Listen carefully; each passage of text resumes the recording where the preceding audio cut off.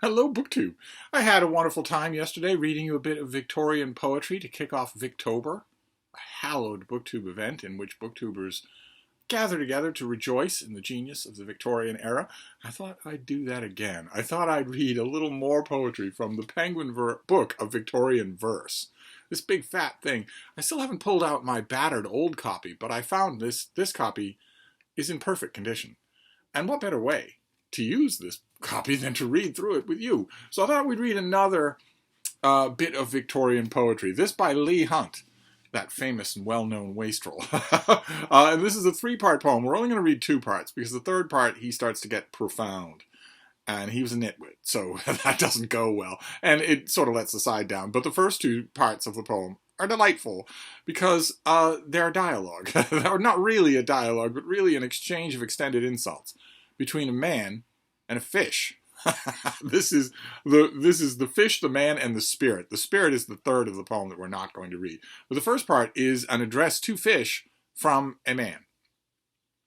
You strange, astonished-looking, angle-faced, dreary-mouthed, gaping wretches of the sea, gulping salt water everlastingly, cold-blooded, though red with red your blood be graced, and mute, though dwellers in the roaring waste, and you, all shaped beside that fishy bee, some round, some flat, some long, all devilry, legless, unloving, infamously chaste.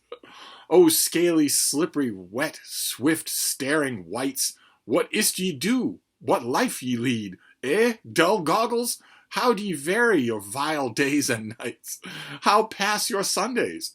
Are ye but still joggles in ceaseless wash? Still nought but gapes and bites and drinks and stares, diversified with boggles? I have to give you some sense of the fact that although he was a wastrel and a nitwit, Leigh Hunt was a lot of fun to know. And I have to say, that line, how do you vary your vile days and nights, is one that I have asked many a 20-something in my time.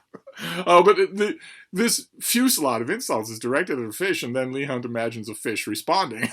So that's the next part. A fish answers. Amazing monster, that, for aught I know, with the first sight of thee, didst make our race forever stare.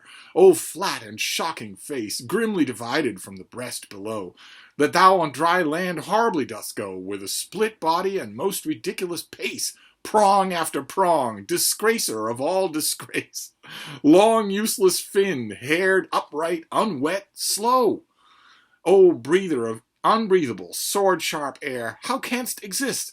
How bear thyself, thou dry and dreary sloth? What particle canst share of the only blessed life, the watery? I sometimes see as actual pair go by, linked fin by fin, most odiously.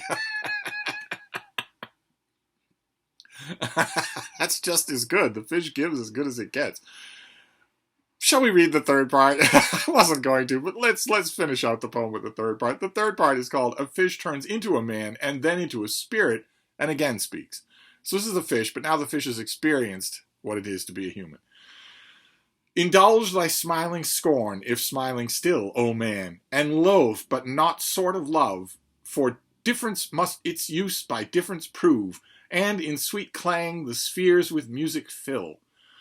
One of the spirits am I, that at his will live in whate'er has life, fish, eagle, dove, no hate nor pride beneath nor not nor above, a visitor of the rounds of God's sweet skill. Man's life is warm, glad, sad, twixt loves and graves, boundless in hope, honored with pangs austere, heaven-gazing with his angel wings he craves. The fish is swift, small, needing, vague yet clear, a cold, sweet, silver life, wrapped in round waves, quickened with touches of transporting fear. Yeah, thanks. Thanks, Mr. Hunt.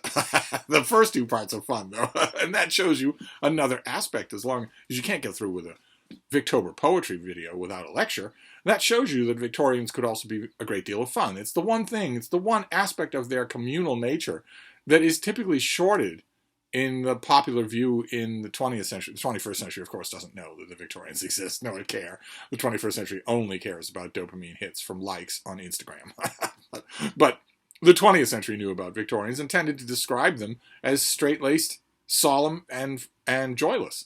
Well, actually, they were full of fun. I think they were fun. It was a fun time to be creative, and it shows in a lot of their work, including some of their poetry. We'll probably pick something a lot more somber next time, and will next time be tomorrow? Are we going to read Victorian poetry every day for October? Could happen. I guess you'll be the first to know tomorrow. In the meantime, I will wrap this up, and I will see you soon. Thank you, BookTube.